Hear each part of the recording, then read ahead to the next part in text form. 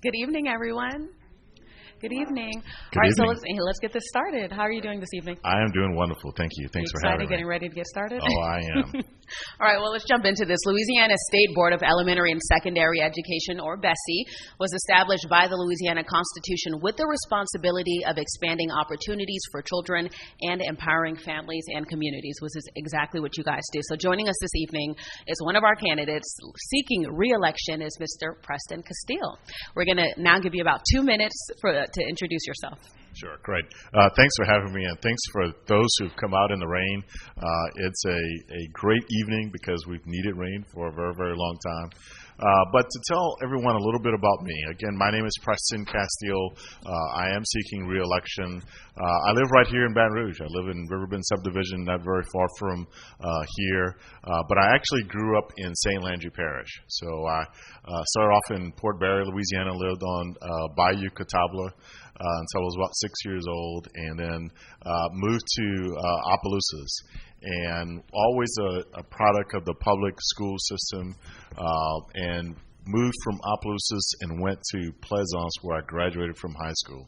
And for me, education was a transformative experience because it took a kid from the bayou and then later in the projects and found a way through wonderful teachers to dust me off and polish me. And I was fortunate enough to graduate from high school valedictorian of my class, got a full scholarship to go to the Southern University, where I started off as a pre-med major and then ended up going a different direction. A friend of mine said, you should consider running for student body president. That's a very different direction. That's a very different direction. And it's all about exposure because I'd never seen how you could change the world by doing other things. I thought by being a doctor, I would have an opportunity to really impact lives. But I realized that there's so many ways to do that. And so I decided to change my major to economics. I worked as an economist in Washington, D.C., came back to Louisiana, went to law school at Tulane, graduated from Tulane Law School, and then came back to Baton Rouge and practiced law with a Taylor Porter law firm for almost 30 years. But along that way, I had wonderful experiences. I had an opportunity to teach both at LSU for 8 years, and then I've been teaching for the last 20 years at Southern University Law Center, where I currently teach education, law, and policy, but taught lots of other courses throughout my career. I had the real privilege of being appointed by the Louisiana Supreme Court as an ad hoc judge. And during that experience really is what guided me into being more involved with education, because it was one of those experiences where I saw that the criminal justice system is inadequate to do what's necessary to change the lives of children. And so while I was the most powerful person in the room, in theory, because I had the black robe, I was a judge, and I was supposed to be all that powerful, I felt helpless all the time because I would see young people come into my courtroom and they would be lost. They lacked education, they lacked the skills to be successful, and so I then began a path of pursuing how can I impact the lives of young people through education. And so that's kind of my journey. I am currently the vice president of the board. I currently also chair the Academic Goals and Instructional Improvement Committee. I previously chaired the School Innovation and Turnaround Committee on the MFP Task Force, and I've enjoyed the confidence that my colleagues on BESE have placed in me by appointing me to various positions, and I'm here offering myself again in service for re-election. So thank you for having me. So you're going to be just the person to answer all of these questions then? I'm going to try. All right, well then. Absolutely try. Let's get started. Right now, Louisiana has a wait list of families that qualify for the Child Care Assistance Program, CCAP. It helps parents secure quality early care education for their children while they work, go to school, and look for jobs. CCAP families live in communities across the state, working in critical areas of our community. It's primarily funded by federal money that is due to expire even with the recent legislation sessions allocation of that $44 million in extra funds. So do you support or oppose increased state investments in CCAP?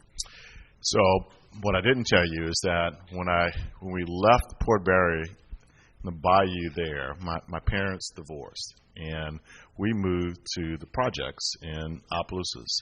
And we were fortunate, and I say fortunate because someone might consider it a handout, but it was a helping hand. And so we lived on welfare and food stamps, and it was a challenging time. But because this government, this great country that we call America, was able to support me and my family at a time that allowed us to be uplifted, and that then allowed us to bridge a gap for a period of time. And and I sit here today, and as a living witness of when people, whether it's the government or whether it's people in the private community, reach back and support folks, it is critically important that we do so, and it can make a difference. Last night I was speaking at another engagement, and while I was there, my phone rang. I didn't have it on silent, so it disturbed our presentation. But it was the state superintendent calling me, which is a little unusual for him to call me at 7:30 or so at night. And I said, I texted him back. I said, is it really important? Do I need to step out? And he said, no, call me. Well, he said, yes, but call me later. And I said, can you give me a quick update on what's going on? He said, there was a shooting in St. Helena. And tragically, a young person shot and killed another young person. There's so much that we need to do to help families. I said to Senator Ed Price last night also, who was also in the same panel, that we've got to do so much more in terms of our MFP formula and what we do to fund K-12 education.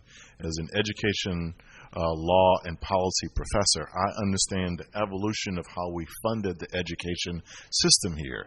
We didn't always fund K-12. We funded a few grades at a time, and then finally we got to a point where we funded K-12. The education system similarly improved as a result of it.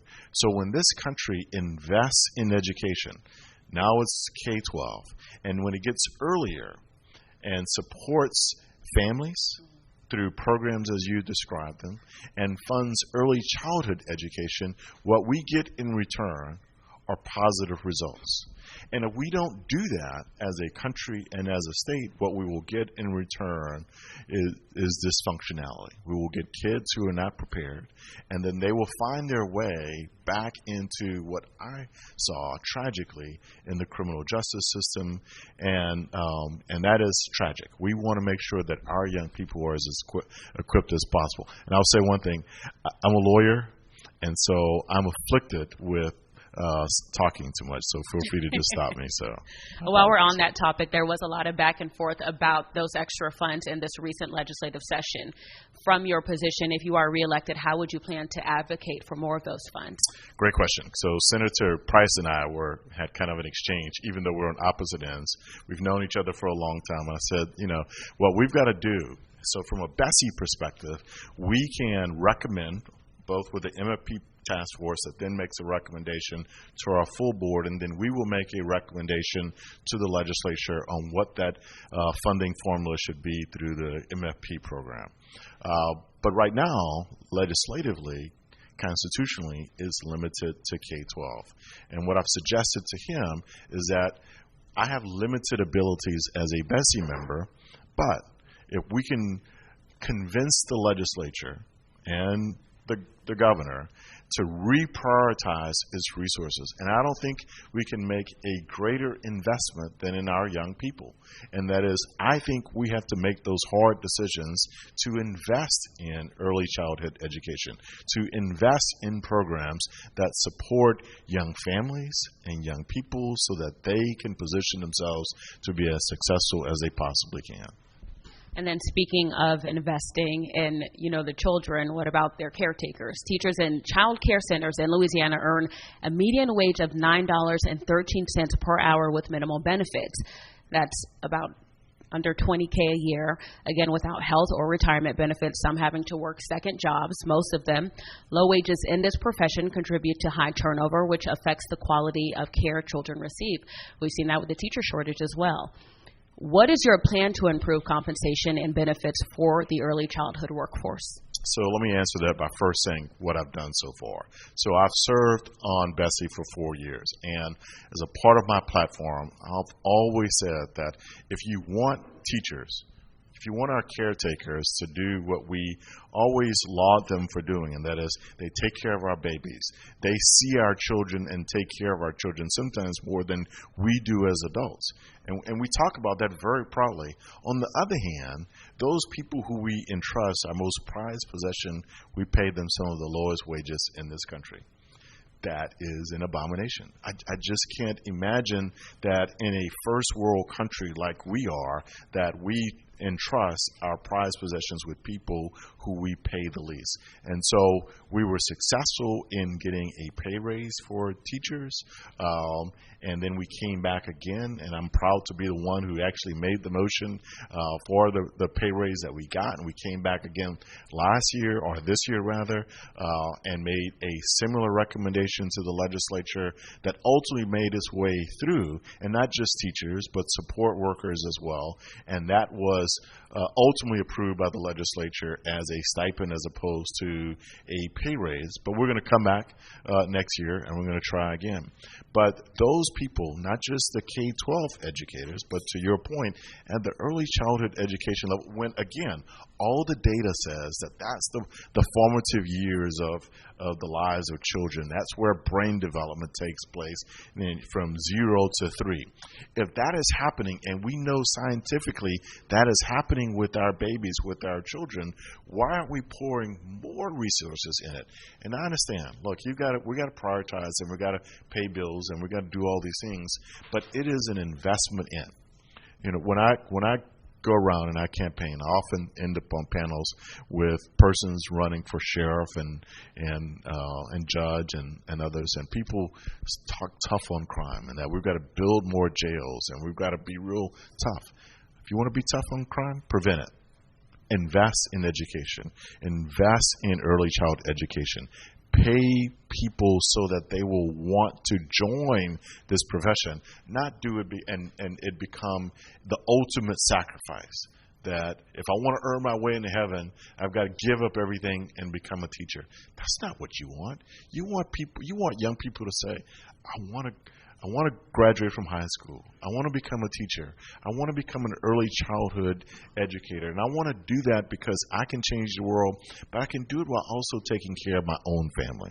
And if you can't take care of your own family, then you're not going to, even if you want to.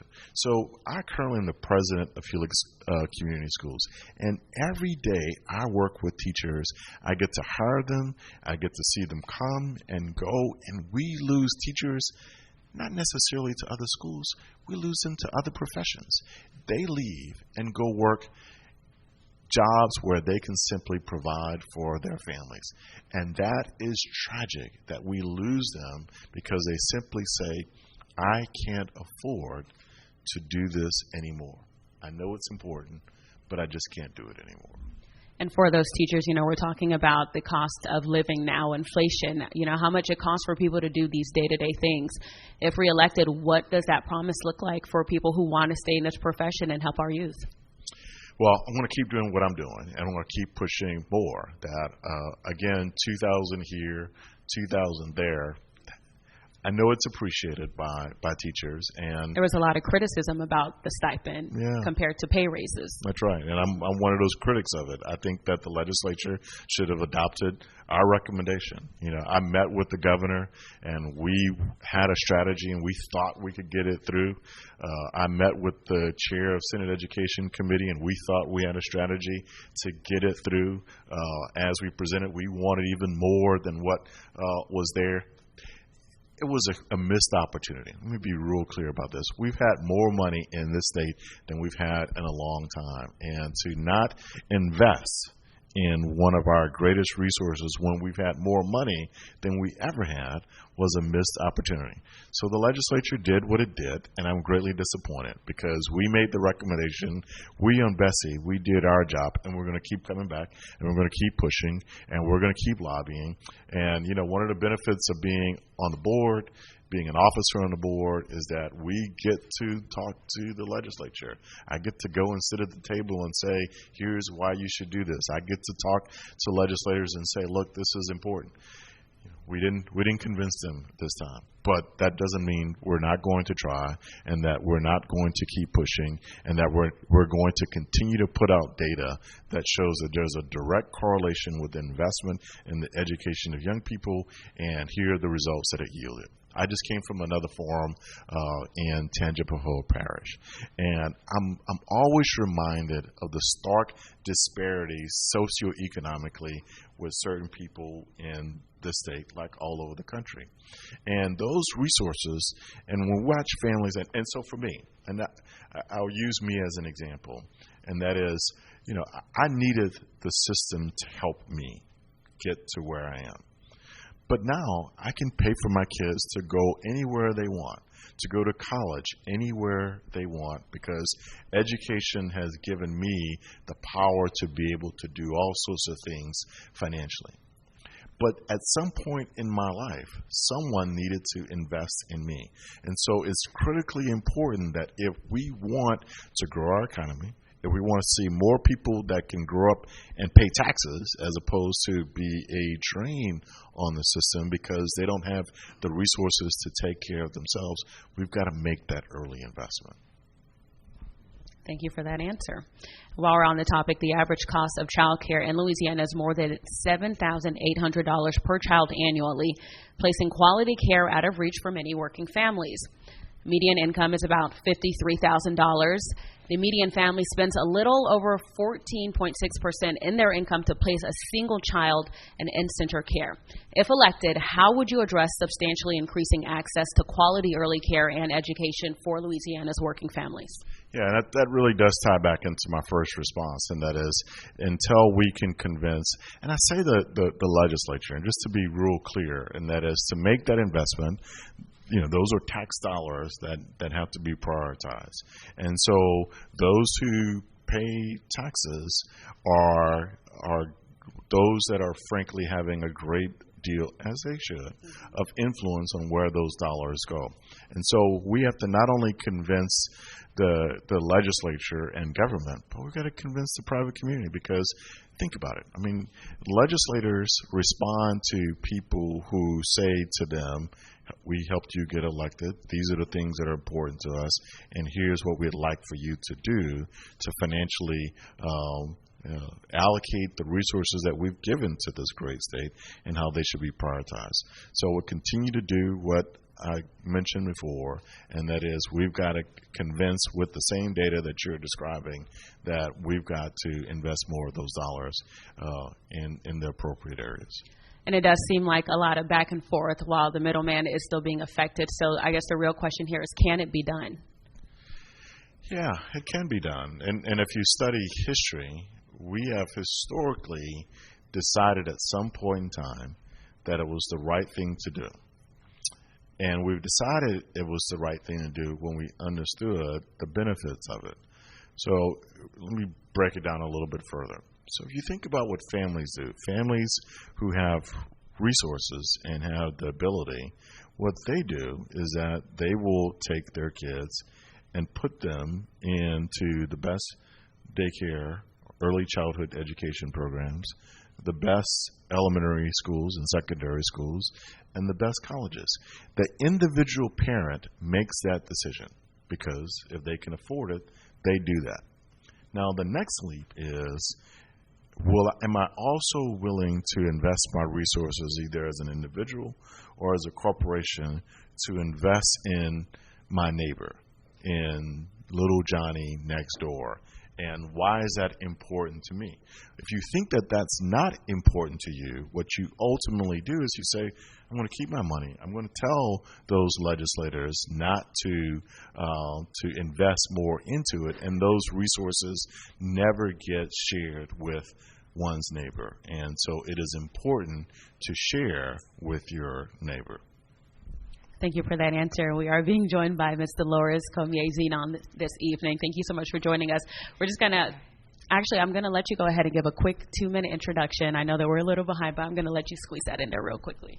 That's okay, but thank you. I appreciate everyone being here this evening. I'm actually coming, in from the rain and from another engagement, so my apologies for running late. My name is Dr. Dolores Comie-Zenon. I am from Lafayette Parish. I come from a long line of educators. I am a National Board Certified teacher. I've been teaching in the classroom for over 25 years, and my experience extends beyond that. I've also served as president of a national and international organization, Association for Supervision and Curriculum Development. I am still working with ASCD in an effort to bring about Leadership Summit globally in Ghana. So we'll be doing that next summer. And as I said, I serve as the president of the National Board Certified Teachers here, and I am still very actively involved in my community. All right, thank you for that. We're going to quickly backtrack here because, speaking of your background, I did want to turn around and ask you this question. For some context, teachers in child care centers in Louisiana earn a median wage of $9.13 per hour with minimal benefits. Again, that is under $20K a year without health or retirement benefits. Low wages in this profession contribute to high turnover rates. What is your plan to improve compensation and benefits for early childhood workforce? So I've also been trained in the class observation model, and that model is one where we're looking at the environment of the student and how our early pre-K students learn and read and literacy as well. So with all of that being said, my plan is to ensure that our personnel are certified and actually pay for their certification so that they will be qualified to be able to care for children, to get them ready for school. In addition to that, looking at raising their pay and how they're paid. $20,000, $9,000, that's not enough. For someone to really care for your child and love your child. And when I think about if I were that person caring, and I know that I want to care for your child, but I also need to take care of my family as well too. So I want to ensure that they have a good living, a logical living, and so I would increase the pay for them, work on increasing the pay for them. I know that MFP funds may not necessarily take care of that, but perhaps there can be an avenue for providing that as well as part of the structure. And we were just talking about, providing funds for child care programs, early child care programs, and kind of what went on in the legislature. How do you think that money would be provided, or how would this be funded? How would you advocate for that?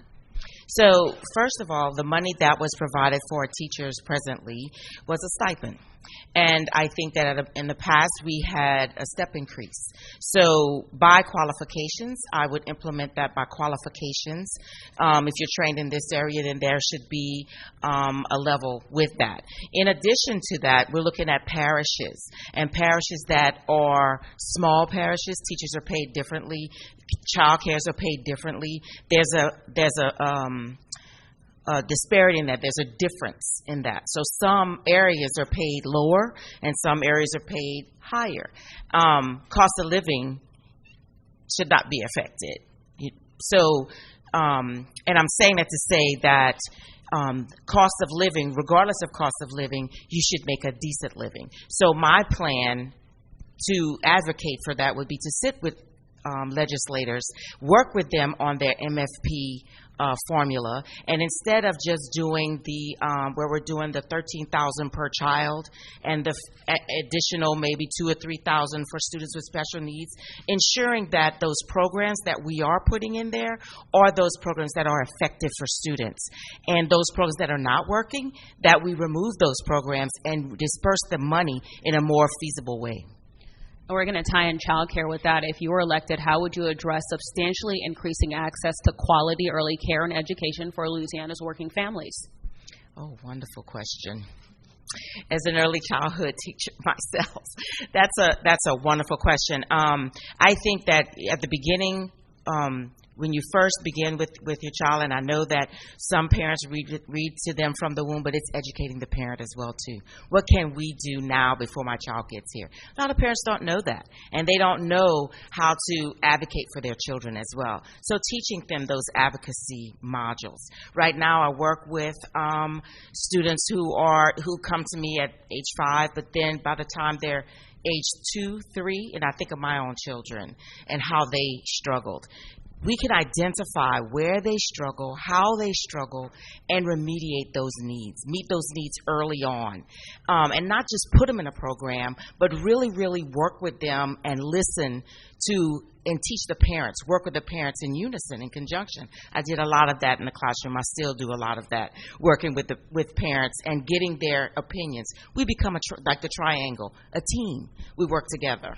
How would you advocate to acquire those funds so that it's more affordable for parents? A good percentage of their income is going towards childcare, and that's just for a single child. I know that a number of our parents tend to be on federal aid. And there has to be a way for us to be able to service our families, regardless of the WIC programs, but getting them to be knowledgeable of those programs and access to the programs. A lot of times they don't have access and they don't know it exists. So getting that word out and making sure that they know about it and helping them fill the applications, because they don't even know how to do that sometimes. As a matter of fact, I have a colleague that he works with supporting families with child care and with nutrition needs. And so when we connected with them with families in need of services, things of those nature, we connected with them, and I was able to send parents that way. They said, just let me know, and we'll send parents that way. So my plan would be to connect families with resources that work. Are resources going to be enough? Well, I think it's not just putting the resources there. It's actually working with them and side by side, helping them with the resources. Because I will tell you this, I didn't know as a parent what I could do to help my child. I didn't know. So I knew to go and look, but not all parents do. Not all parents do. So I'm that advocate.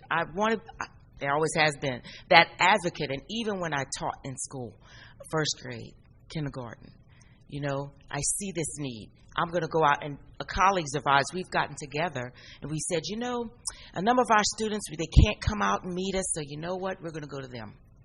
So we established a tutoring center for their parents to send their kids for free. We were teachers of those students that service non-project areas.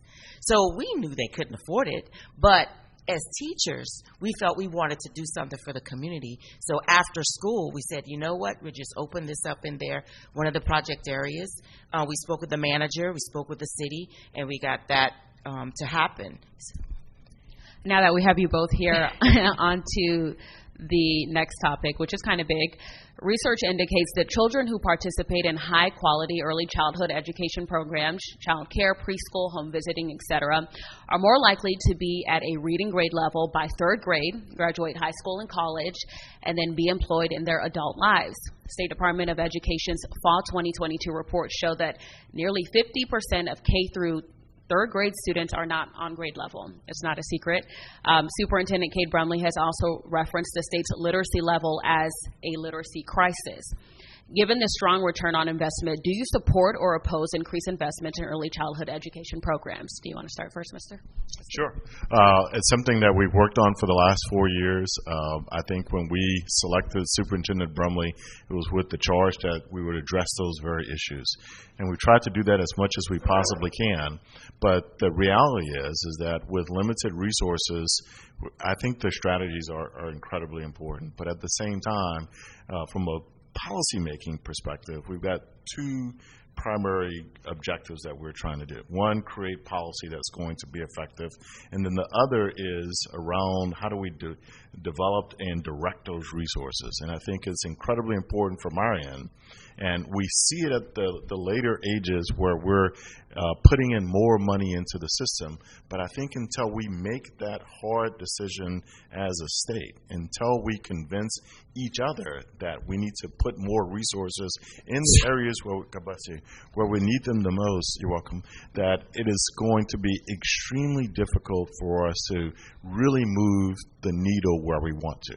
And I think we've been tactical. I think we've been strategic as much as we can. But if we really want to make that challenge, if you're going to serve on the State Board of Education, if we're going to have a partnership with the legislature, at the end of the day, and I think we're getting close to that, I think we're starting to convince the state of Louisiana, like the rest of the country, that if you invest in that particular area, if we invest in our young children because of all the data that you just described, then we will get better results of it. And I think it's our responsibility as members of the Board of Education, knowing what we're constitutionally required to do and what we have the authority to do, that we should spend as much time trying to achieve that as possible, to garner those resources, to direct them to education in that very important area. And could you expand on the lack of resources that you just mentioned?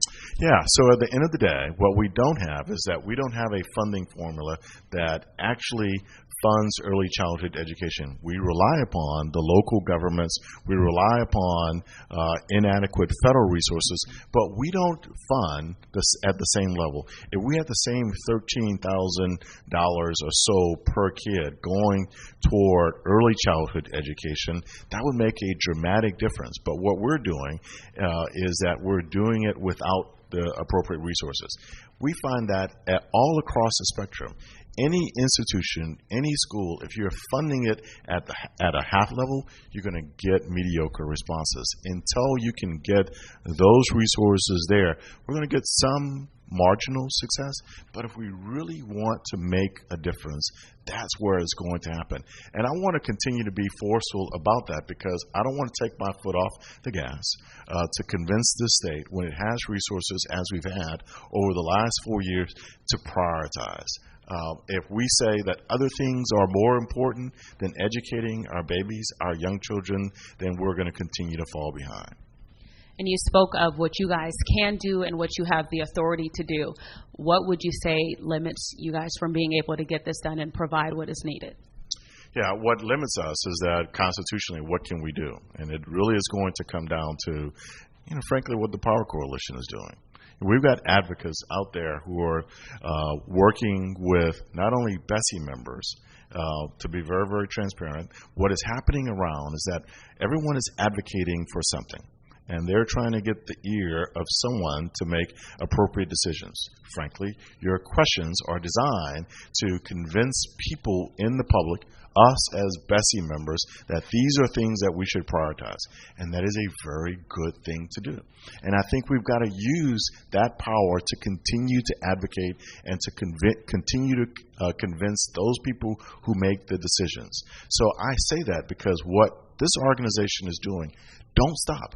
Others that are doing the same thing, don't stop, because I may not have the power from a financial perspective because I can't make legislative appropriations, but I know that my ability is to continue to push those who can to prioritize so that we can get those resources in the appropriate place. So for the Power Coalition and others who are doing it, don't stop. That is the real opportunity that we have to make a difference. And then I'm going to ask you the same question. Do you need me to repeat it, or are you ready to go? I know it's about childhood education. And basically, refresh me.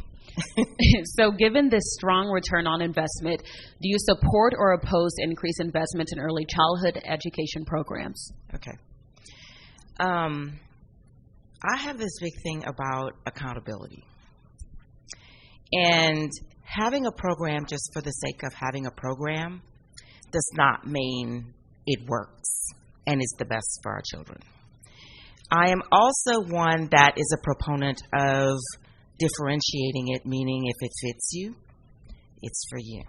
If it doesn't fit you, you shouldn't wear the shoe. It doesn't fit you. So as Mr. Castillo said about the power and things that what the board can do and cannot do.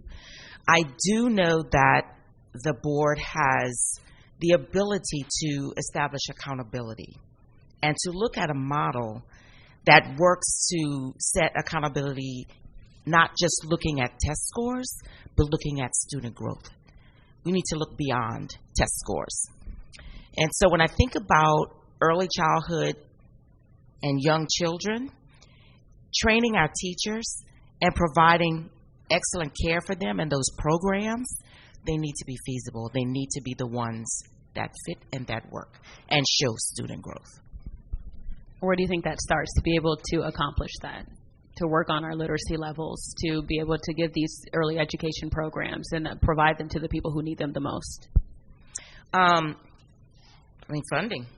It begins with making sure that funding, that there, I know that we've placed, that a lot of money has been placed in early childhood. As a matter of fact, many years ago, there was an Act 3 that more money went into early childhood. But then the expertise, I wonder where the expertise was. So training the expertise, I think, also helps that too, investing in the expertise. Also investing in, as I said, if the program doesn't work, using that money to redirect it to where it needs to go. When I'm thinking about funding that we use for other things that it could be best prioritized, it could be prioritized there. So I'm thinking about looking at our priorities, looking at what is most important, looking at, and early childhood is where it starts, teaching your child to read, alphabet, sounding letters. I also think phonemic awareness is important. But in addition to thinking about where the funding would come from, looking at different districts, I think that we should work on that accountability plan and that MFP plan to help the funding go where it needs to go. Can I jump in? I just want to remind the audience that may be listening, because for the last year, there's been ongoing battle over early childhood standards. So the standards that are out there that have really been placed before the public has gotten lots of attention, and I certainly agree that we should have them, but just for the public to be aware that there has been a set of standards that has frankly gone through BESE, has gone through several iterations, and I'm proud of the advocacy groups who have pushed that. We've gotten also a lot of pushback from the legislature, frankly, or particular legislators, I should say, in terms of those standards. So that may be a topic for a different discussion. I know your question dealt with how do you fund that, but I just want to be real clear that there is an ongoing move now to develop standards for early childhood education.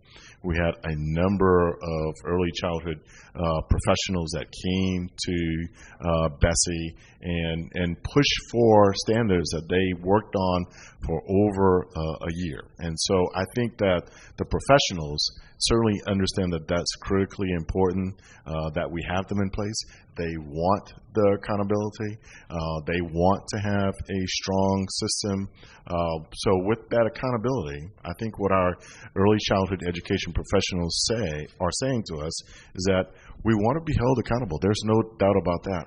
But we've got to be funded at the right level. And I think your question gets to that, because if we aren't funding them and we aren't ensuring that the funding actually gets to those leaders, I heard a center director come and say, look, the money's not moving fast enough. I can't make payroll. That's the practical side of what happens if you don't have resources, because if you can't pay the people who work in your organization, you know what happens? They leave. They go somewhere else. And so we've got to ensure that there's adequate funding and that funding continue to flow to those organizations who take care of our children. For those who may need to understand, how are resources connected to allocating those funds to the right areas?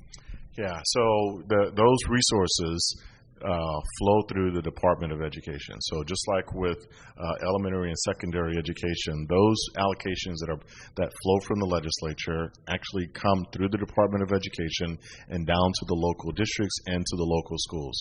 So for example, if you are in kindergarten at Mayfair, or if you're at one of the other public schools in this state, the money that ultimately gets to your child that's appropriated by the legislature at the state level. So in terms of MFP, there's a state portion and there's a local portion. Those dollars together are put together and they flow down to the district and then down to the school. The same thing happens with early childhood education. And so we are constantly working to streamline the process to ensure that those dollars get where they need to get, one, that there's enough of them, and then also that they get to the schools in the hands of those administrators so they can provide the resources to the schools and the educators in the classroom. So in addition to that, as he mentions about the MFP, there's a Heinz count that happens October 4th. That Heinz count counts every student that is in that classroom. So if your district only has 10,000 students, multiply 10,000 times 13. But if your district has 20,000, multiply 20,000 times 13. So you see the disparity in what the district can do as far as resources and what they can afford. So some parishes, let's say Calcasieu, has plants where their locals support it and they may support it with taxes. But at the same time, you're looking at the disparity in funding. The money follows the child. So if the child leaves the school, let's say October 15th, the money's not following that child. The money's there. So I would think that if the child is in a school, that if the child is not there in 3 months, cut a check, send it back. Because the school is lacking the resources where the student goes, they now lack the resources to provide for that child what the child needs.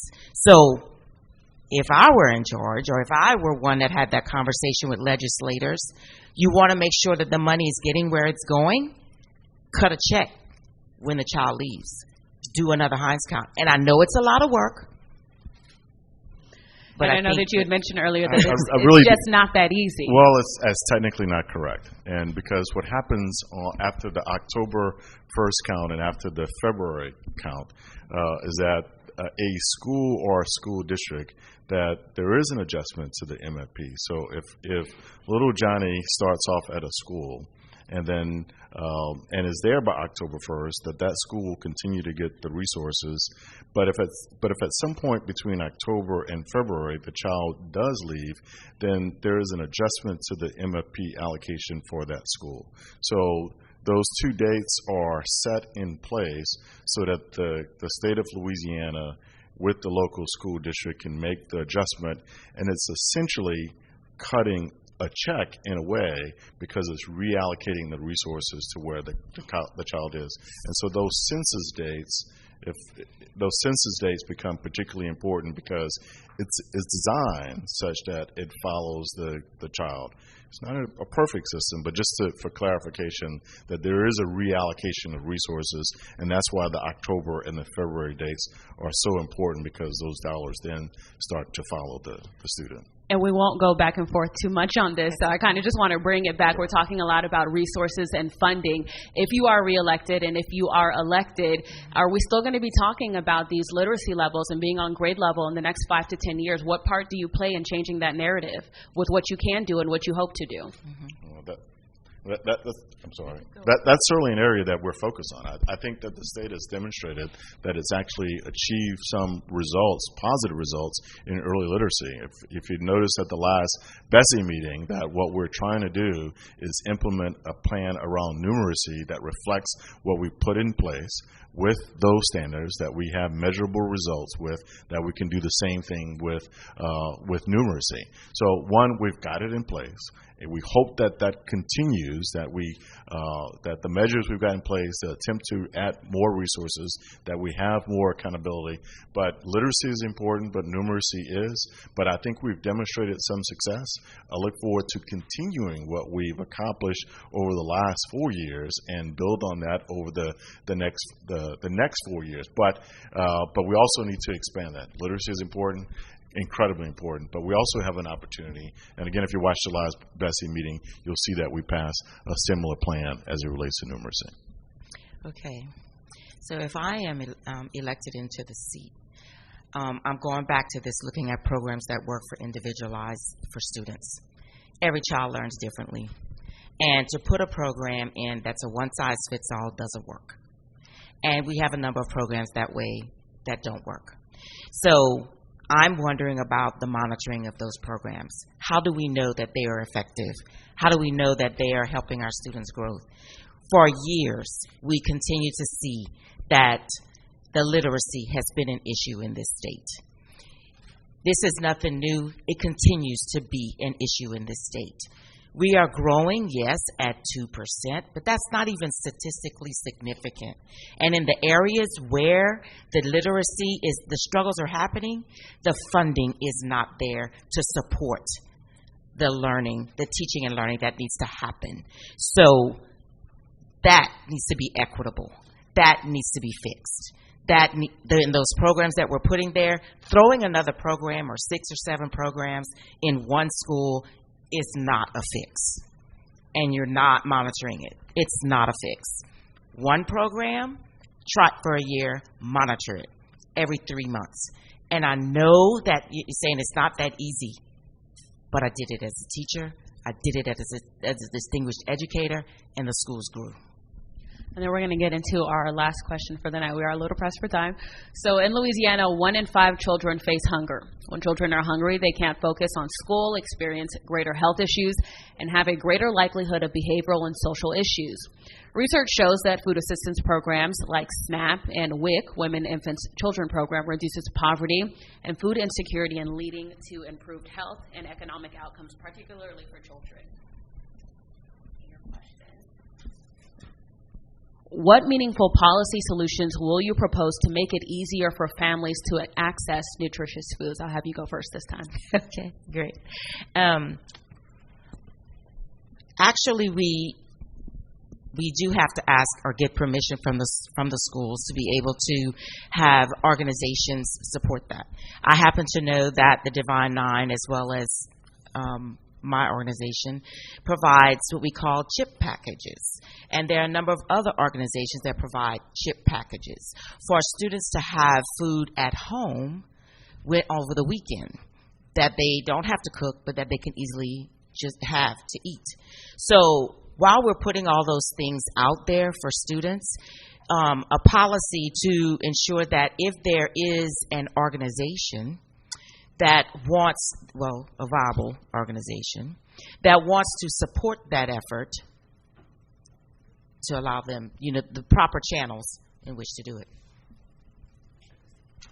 Yeah, maybe I'll expand on it because I don't disagree with anything that was said. I would add that at different points in times with federal programs, we've had the opportunity to provide kids multiple meals throughout the day, and that ends up being incredibly important. So not only breakfast and lunch, but that snack that's provided at the school so that it can be taken home. Because one of the crises that we faced during the pandemic was one of nutrition, because children get most of their support through school. So not only were they not getting dinner, but they were missing lunch and breakfast.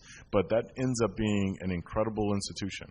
The education system takes on a lot, but that's kind of the reality of it. And I don't think we should shy away from it. I think we should continue to be those vehicles.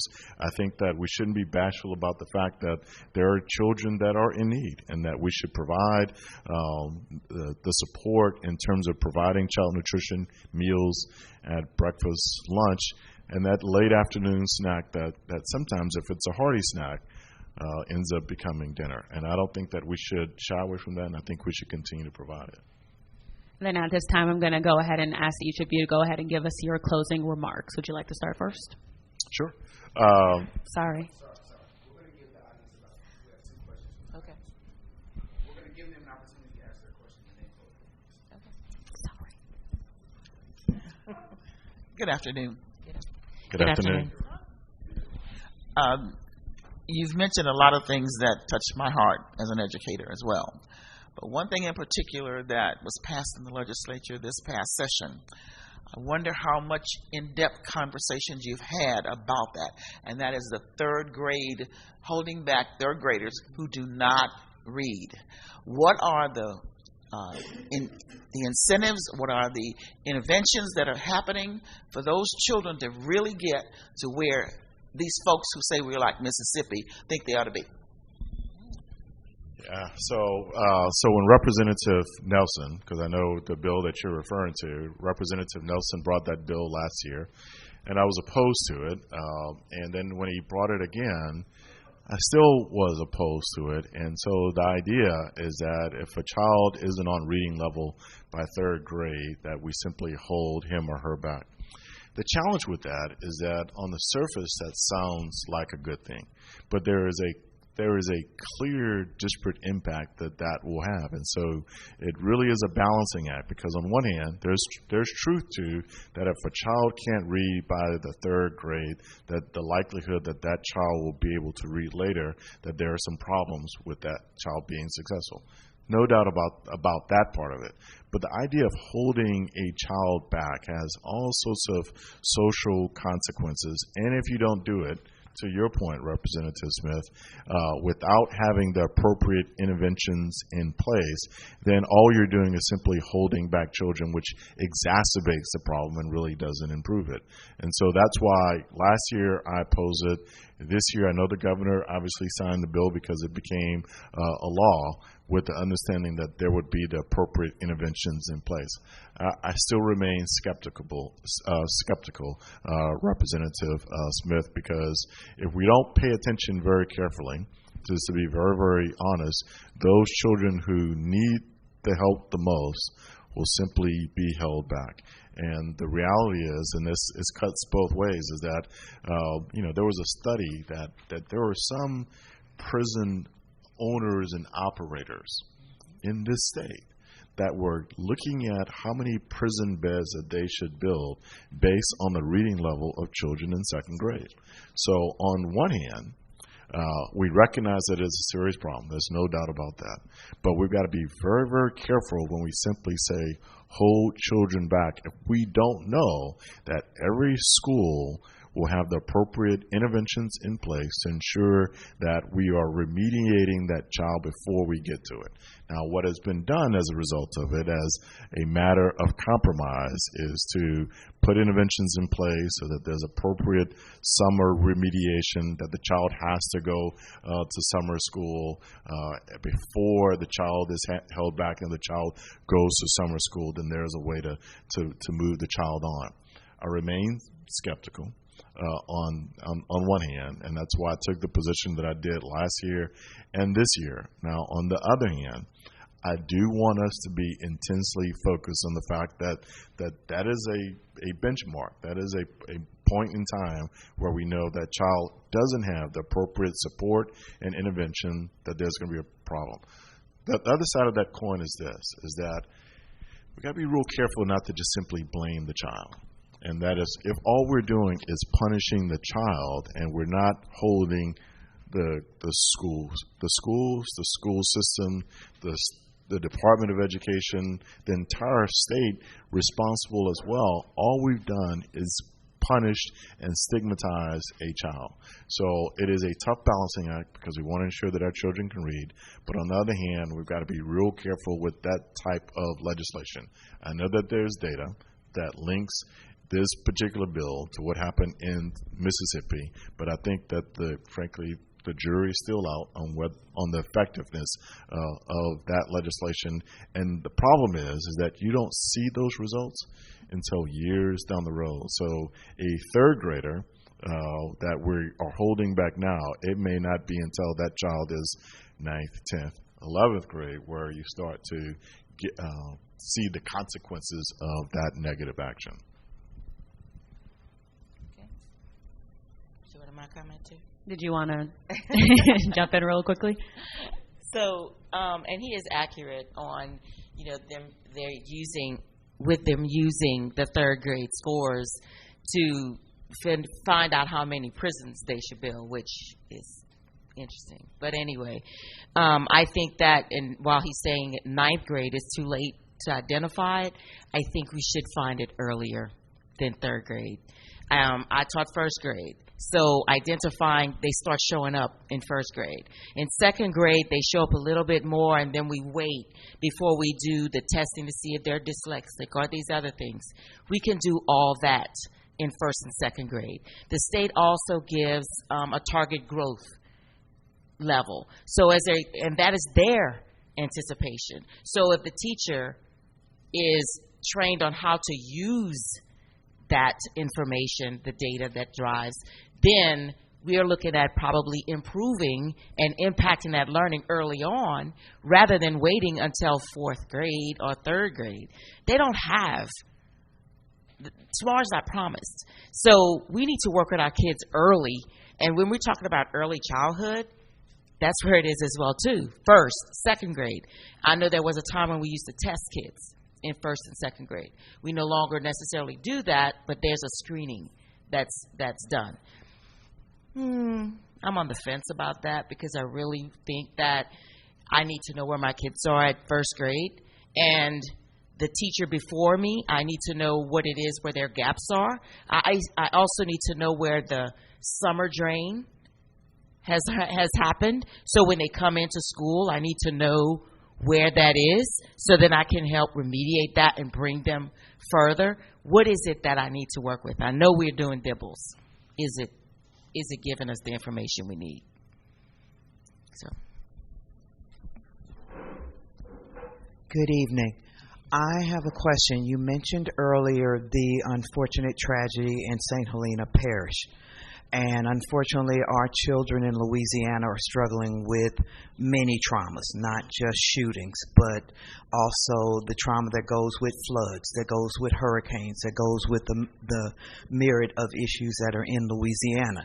But my concern is that our solution, particularly as it results in putting SROs, school resource officers, into our schools, when we have a track record, first and foremost, of racially treating our children completely differently.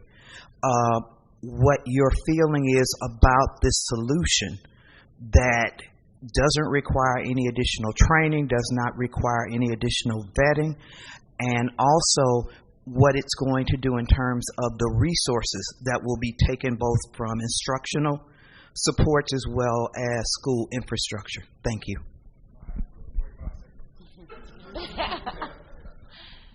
We still have to do closing remarks, so we have to keep it real short. I'm happy to go. Last night at the forum, a similar question came up with regard to do we believe that teachers should be able to have weapons? And I'll tell you my answer to that is no. As it relates to putting more resources into officers, SROs, I would say it's you want to make sure that that our children can be protected, because it does happen. And in the schools that I work with, when there is a problem, and we have problems, I just can't sugarcoat it. And frankly, it's not just students. It's parents. Sometimes disputes between parents that end up in the school. So you want to have some way of protecting children. So on one hand, it's a balancing act, and I think that we've got to have the right balance of law enforcement, but not take away from what's critically important, and that is educating the children. So I think it is a bit of a balance, because it's not the only one that incident happened, and frankly, those incidents are also occurring after school time. This one in St. Helena was after school. The one that happened in Port Allen was at a football game. And so we certainly want to provide appropriate support with police officers, but again, go back to its prevention and making sure that we train our kids at the earliest age possible so that this doesn't happen. Okay, so I agree with everything you said, because when a child walks into school and they see a police officer, they're going to strive to be. I'm in trouble. That's automatically. They're dealing with enough. So in my thoughts, if we're going to have SROs, and I taught at a school where there was SROs, they should be in plain clothing, and they should be part of staff to support. No, teachers should not carry guns, because we are representatives of care, of support. And if children start seeing us with guns, then they will wonder if they are doing anything right. It's unimaginable. Yes, it does happen, as he said, it does happen. But at the same time, our children do not have to be further victimized to see people walking around dressed in the uniform to make them think that they're substandard or that it's going to happen to them. So, plain clothes, one or two, maybe one. But we should not automatically assume that our kids should be victimized. And then we'll get to closing remarks. And they do have to be a little quick, so I'll go ahead and let you. One little quick thing is that, so the officer that is at our high school, at Helix Mentorship Academy, frankly, I have to say it, that he is comforting to a lot of people. That he gets along well with the children, gets along with the faculty and staff, and so I'm cautious about painting with a broad brush because it really depends on the situation and the people and how you treat it. Because law enforcement isn't always the enemy, so you want to strike that right balance. And then I'll just go ahead and let you close out with your closing remark. Great. Of course, we'll keep it short. Yes, ma'am. So thank you for having me. This has really been wonderful.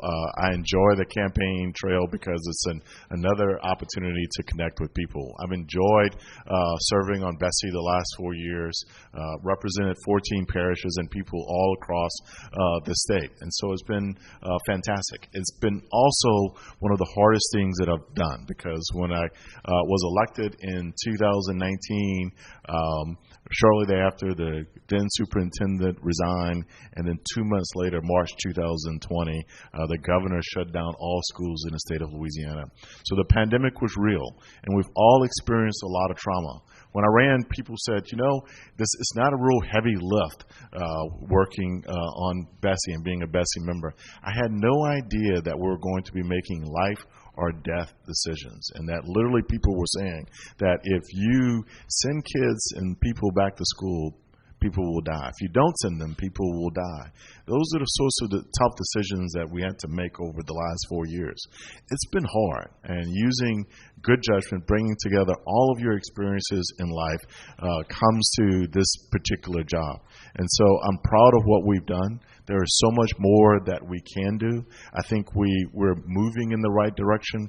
Have we accomplished enough? No, we haven't accomplished enough. I think the things, frankly, that you've listed on your paper are things that we've got to work on. We've got to continue to put more resources at the early childhood education level, that we've got to get more with those families who need more resources. And that's going to come with a partnership between BESE, the legislature, the governor, and all sorts of stakeholders. And so it's critically important that we continue to have people who serve that can bring people together and get things done. And I think that I've demonstrated over the last 4 years that we've been able to do that through pay raises and the very important policy that we've had. And again, I'll close with saying that my name is Preston Castile. Thank you for allowing me to serve the last 4 years. And for those who are watching, I would appreciate your vote. Thank you. You can close us out. Okay. My name is Dr. Dolores Cormier-Zenon, and my doctorate is in education. I will also share that I have served at all levels of education, from private, preschool, parochial, charter, and university level. I've taught at all of them. I have a child who struggled in school. And so that parent that I am inspires me to run. Inspires me to say, I want to make a difference for the children, the parents, and the teachers in this state, the opportunity to do so. My career is all K-12 and college, but BESE is Board of Elementary and Secondary Education, which is K-12. My experience is deeply rooted in K-12. I have always been an advocate for children, especially, as I can tell you, like with my son who was born with a brain hemorrhage and graduated from college because I retaught everything for him at night to make sure he understood it. Every child learns differently, and I would like the opportunity to ensure that we, in the state of Louisiana, as I serve on BESE, the opportunity to ensure that teachers are prepared, to ensure that our students are well prepared, and to ensure that our parents are satisfied with the learning that our students are receiving. It's time for Louisiana to move up from 47. My name is Dolores Cormier Zenon, and I am running for BESE District 8, number 46. Thank you. And thank you both for joining us this evening. Elijah, did you want to close us out? All right. Thank you both for joining us this evening. You guys have a good evening. Thank you so much for joining Thanks us. for having us. Of course.